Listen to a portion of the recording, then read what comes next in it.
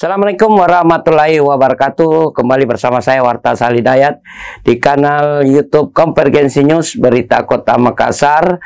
Satu informasi, 4 media, bisa dibaca, bisa dengar, dan tentunya bisa ditonton. Saya akan membacakan sejumlah berita yang telah disuguhkan teman-teman wartawan kita di Berita Kota Makassar di edisi hari ini, hari Senin tanggal 24 Februari 2025. Untuk di Berita Konvergensi News bisa kita lihat langsung di slide Berita Kota Makassar di halaman 1.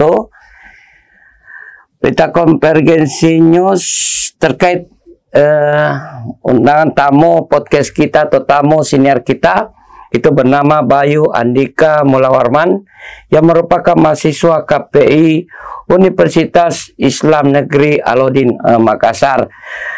Kehadiran dari Bayu ini, dia mengungkapkan atau bercerita soal mengapa dia bisa lolos menjadi top 28 aksi yang sebenarnya mereka agak canggung untuk mengikuti ajang tersebut, sehingga dengan dukungan sejumlah orang termasuk keluarganya, akhirnya Bayu bisa masuk lolos di top 28 aksi. Raut wajah gembira pun tampak terlihat begitu jelas di pria bernama Bayu Andika Mulawarman ini. Bagaimana tidak, setelah beberapa tahun menunggu, ia akhirnya dinyatakan berhasil lolos di top 28 di ajang Akademi Sahur Indonesia atau aksi mewakili Sulawesi Selatan. Aksi merupakan ajang pencarian bakat di bidang dakwah Islam yang digelar setiap tahun oleh salah satu televisi swasta nasional di Indonesia. Bahkan program ini akan tayang secara langsung selama sebulan penuh di bulan Ramadan dan menampilkan para pendakwah-dakwah muda yang berbakat di seluruh Indonesia. Berita terkait mengenai Bayu Andika Mulawarman ini bisa kita juga baca, tonton di YouTube Konvergensi News Berita Kota Makassar. Dan jika ada teman-teman yang hendak juga menjadi tamu podcast senior di Harian Berita Kota Makassar, bisa langsung mengisi formulir kita. Ini ada formulir tamu podcast, itu terdapat di halaman cetak, halaman 1 Berita Kota Makassar. Lewat formulir ini bisa teman-teman di ruang podcast langsung menjadwalkan kapan teman-teman yang sudah mengisi formulir untuk menjadi tamu podcast atau tamu senior Harian Berita Kota Makassar. Selain harian berita terkait Konvergensi News, Berita Kota Makassar juga mengangkat berita terkait ini. Kita juga termasuk berduka atas kejadian kebakaran yang mengakibatkan 40 rumah di asrama Kesdam 2 itu terbakar.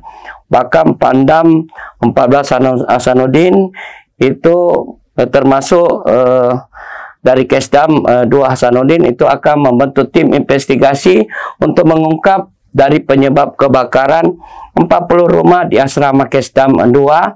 Bahkan sempat juga Wawali atau Wakil Wali Kota Makassar, Ibu Alia, datang langsung melihat kondisi warga atau korban yang tertimpa kebakaran. Bahkan sebanyak 40 unit rumah di asrama Kesdam Hasanuddin Jalan Opoden Sirajo ini, Kelurahan Panambungan, Kecamatan Riso, itu terbakar pada hari Sabtu tanggal 22 Februari sekitar pukul 9.20 waktu Indonesia Tengah. Bahkan sedikitnya 38 keluarga kakak dan 143 jiwa dari 3 blok di asrama ini kehilangan tempat tinggal. Bahkan informasi yang diperoleh Berita Kota Makassar di lokasi kebakaran menyebutkan bahwa penyebab terjadinya kebakaran ada 2 versi. Yang pertama diduga karena konsleting listrik, termasuk ada juga yang mengatakan bahwa dugaan kebocoran gas LPG 3 kg tersebut. Olehnya itu versi-versi ini akan terus diperbarui oleh pihak tim investigasi. Apa sih penyebab terjadinya 40 unit rumah di asrama Kesdam 2 Hasanuddin itu terbakar. Selain halaman 1 mengenai tim investigasi dari Kesdam 2, termasuk berita Konvergensi News soal Bayu Andika Mulawarman, mahasiswa KPI UI6 yang lolos dari pesantren, alumni pesantren yang lolos dari top 8 aksi. Ini juga kita punya halaman khusus atau halaman Metro Makassar. Halaman ini untuk mengisi aktivitas-aktivitas masyarakat di Kota Makassar, baik aktivitas pemerintahan maupun aktivitas masyarakat maupun lembaga lainnya.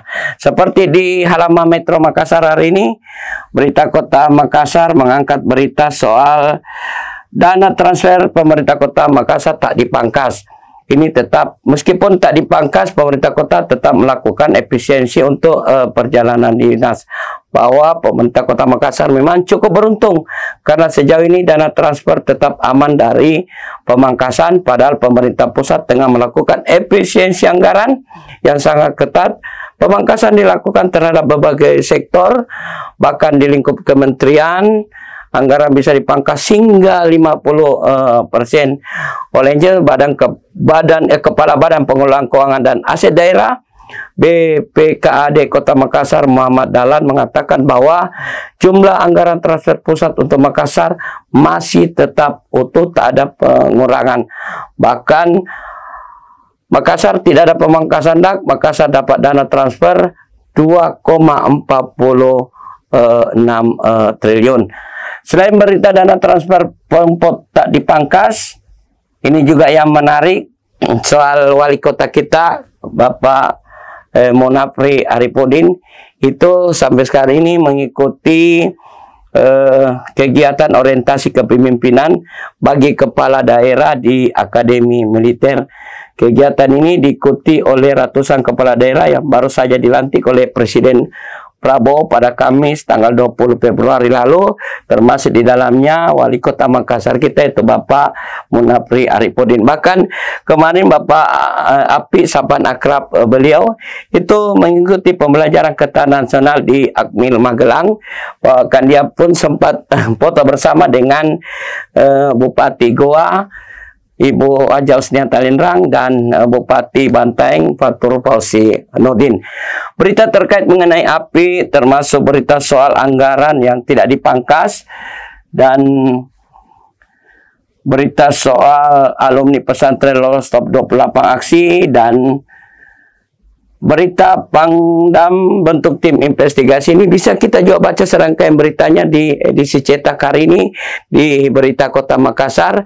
Jangan lupa like, subscribe, dan Berita Kota Makassar.